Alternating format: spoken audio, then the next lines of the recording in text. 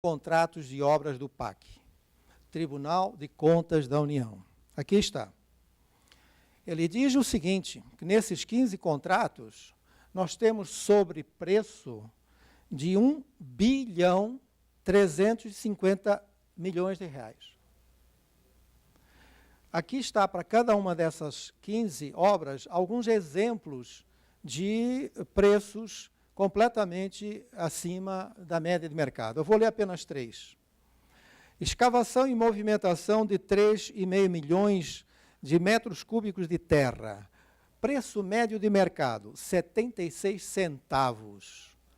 Quanto é que o governo ia pagar até o momento em que o Tribunal de Contas resolveu parar aquela compra? De 76 centavos, ele ia pagar R$ 5,00. Outro item. Acabamento e pintura de 116 mil metros quadrados de parede e tetos. Preço de mercado, R$ 9,00 por metro quadrado. Quanto que iria pagar? R$ 81,00. Último exemplo. Compra de 19.300 metros de tubos de aço carbono. R$ 2.238 é o preço de mercado. De 2.200, o governo ia pagar R$ 4.300. Então, gente, há quem diga que no Brasil a corrupção e as práticas pouco éticas têm pai e mãe. Sem dúvida, o gigantismo do governo é o pai de muitos desses problemas. A mãe, eu vou contar daqui a pouco. A ONG Transparência Internacional, que tem sede em Berlim, ela publica anualmente o Índice de Percepção de Corrupção dos órgãos públicos de 180 países. A nota vai de 0 a 10, e países com nota abaixo de 5 são percebidos como tendo sérios problemas de corrupção. A nota do Brasil variou de 3,7 a 4,1 entre os anos 2000 a 2005. Em 2006, a nota despencou para 3,3 por causa do escândalo do Mensalão. Alguém ainda lembra dele? Na última pesquisa, anunciada há 3 semanas, o Brasil obteve a nota 3,7, bem distante ainda da linha divisória crítica, a nota 5. E para que vocês tenham uma ideia de comparação com alguns países da América Latina, o Chile recebeu 7,2, que é o dobro do que o Brasil conseguiu. O Uruguai obteve 6,9. E a Costa Rica aparece com 5,3, acima da linha divisória de nota 5. Então, o Brasil, com essa nota de 3,7, reflete a realidade que todos nós conhecemos. E também, como curiosidade, em primeiro lugar estão a Dinamarca, com nota 9,3, acompanhado da Nova Zelândia e Singapura. E o que é que a ética nas compras tem a ver com isto? Já que o tal do Mensalão jogou a nota do Brasil ainda mais para baixo, eu devo lembrar-lhes que tudo isso começou exatamente no dia 14 de maio de 2005, com aquela imagem do chefe do Departamento de Contratações dos Correios embolsando a propina. Essa imagem, transmitida várias vezes pela televisão, estigmatizou a área de compras como nunca antes na história deste país. O noticiário referia-se sempre à pessoa como chefe de compras dos Correios, e ficou lá, chefe dos compras dos Correios. O caso do Mensalão ainda não terminou. Falta o último capítulo. Há 40 réus esperando julgamento no Supremo Tribunal Federal. E se alguém de vocês quiser fazer um MBA neste assunto, não precisa gastar um centavo. Tem aqui um livro com 400 e tantas páginas, que está disponível na internet para ser baixado gratuitamente com a autorização do autor. Na capa, o título do livro se chama O Chefe.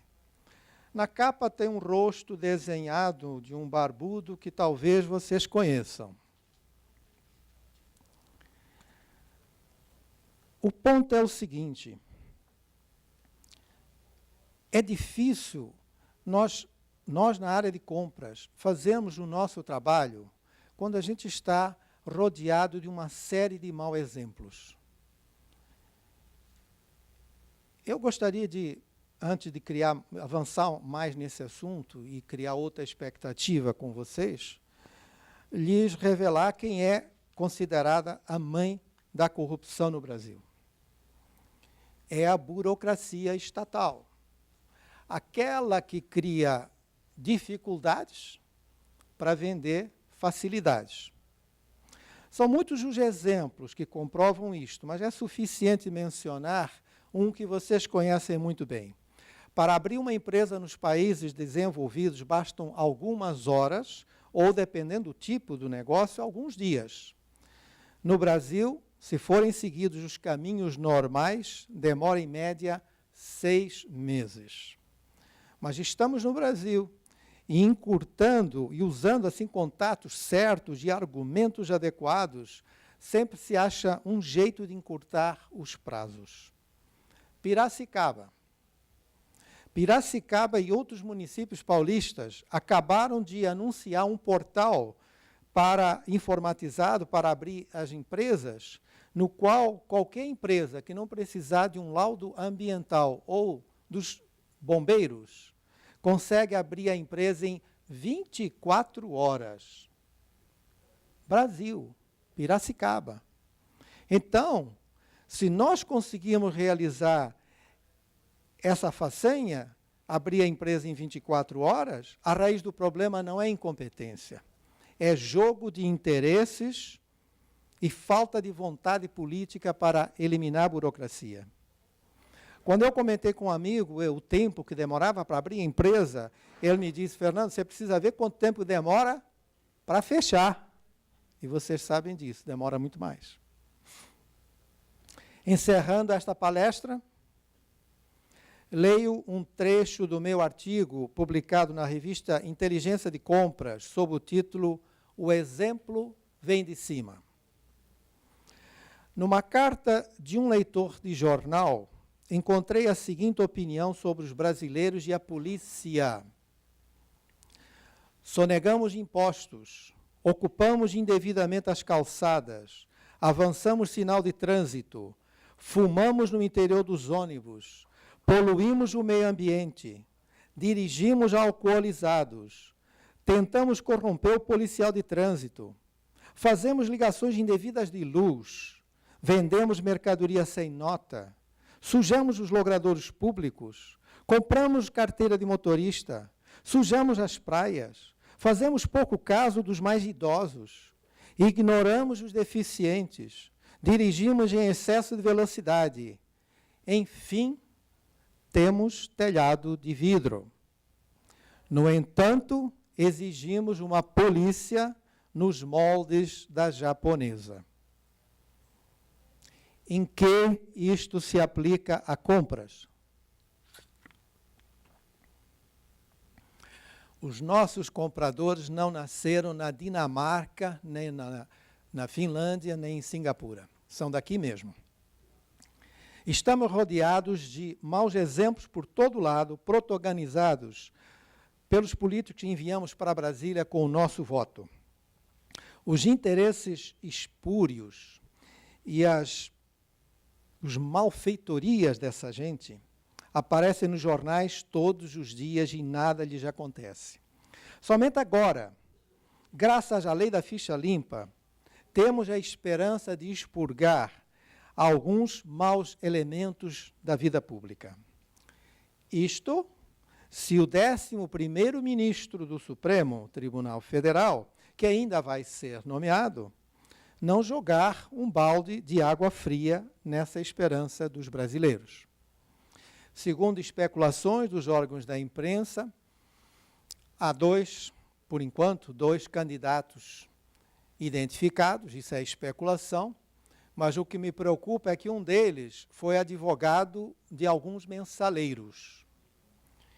E o outro nome é aquele juiz que foi a Punta del Este jogar no jatinho daquela empresa. É o que fala a empresa, fala a imprensa, gente.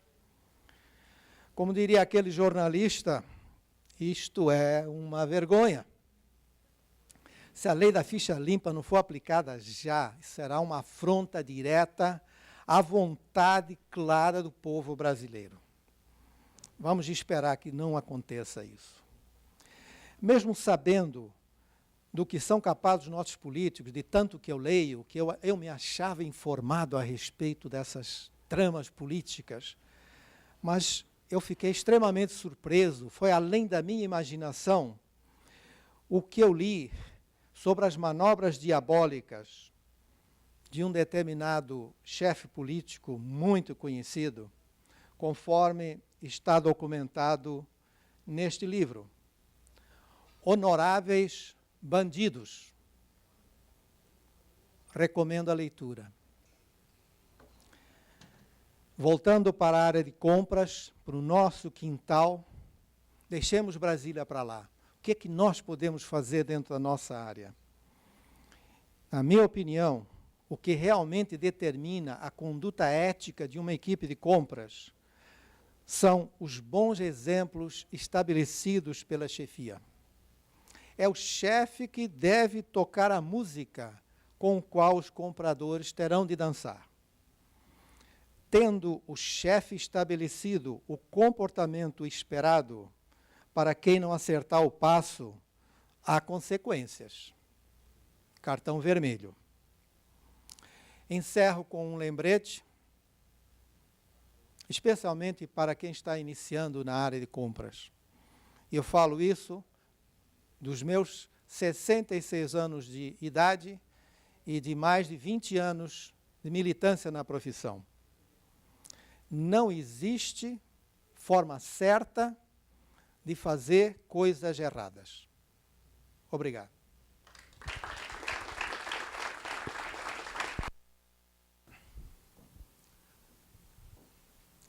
Hoje de manhã eu acordei com uma preocupação, pensando no nosso final de tarde, ontem, aquela minha palestra. Depois daquela palestra alto astral do meu xará Fernando Honorato, do Bradesco, mostrando céu de brigadeiro para o Brasil, mostrando todas as boas perspectivas econômicas que nós temos para o Brasil, eu fiquei pensando assim, meu Deus, eu acho que com aquela palestra sobre ética nas compras, eu joguei um balde de água fria num monte de sonho dos jovens que estavam presentes. E comecei a ficar preocupado. Gente, isso tem saída, isso tem caminho, mas não é um caminho rápido, não é um caminho fácil, mas eu acho que eu gostaria de compartilhar com vocês como se sai disso. Nós temos, a nossa democracia está, felizmente, em aperfeiçoamento. Nós precisamos entender que o progresso que nós estamos fazendo no nosso sistema democrático, ele não necessariamente vai ser só com passos para diante. Eu costumo dizer que se nós caminhamos, se damos 2 passos para diante e recuamos um, na verdade, nós avançamos. Então, para que a nossa democracia seja aperfeiçoada, certamente nós temos que melhorar os atores, os nossos políticos. E como é que nós melhoramos os nossos políticos? A forma que nós temos para isso é o nosso voto, é aí que está o nosso poder. Falamos ontem sobre a lei da ficha limpa, que certamente vai dar uma contribuição, mas é realmente no poder de voto e no esclarecimento, no entendimento das questões que nós temos no Brasil, que nós vamos transformar esse voto num fator mais consciente. Se falava ontem que para sustentar esse progresso brasileiro, nós precisamos criar mão de obra qualificada. Nós temos aí uma perspectiva, uma ameaça de um apagão de mão de obra. Isso não é apenas uma frase de efeito, isso é uma realidade. Vocês ouviram ontem alguém dizer que a quantidade de vistos para trabalhar no Brasil está aumentando exponencialmente. Porque todos esses países que estão em crise, eles estão, especialmente de idioma espanhol, português, etc., eles estão vindo para o Brasil, que é hoje um país de oportunidades. Então, quando a gente fala de capacitação, nós estamos falando apenas de ensinar a fazer melhor aquilo que o indivíduo deve estar fazendo. Só que o buraco é um pouco mais embaixo. Não é capacitação que nós estamos precisando, gente. Claro que também capacitação. Nós estamos precisando, gente, é de educação. Educação no sentido mais amplo. Nós estamos precisando de educação, aquela que deixou para trás, que abandonou o ensino da cidadania, do civismo. Se nós, os jovens principalmente, se não se informarem, não lerem jornal, se não se interessarem nas questões políticas, nós certamente não teremos qualidade de voto. Eu sei de muitos jovens que nesta última eleição, por desencanto, a gente até entende isso, por desencanto disse, eu não vou votar em ninguém.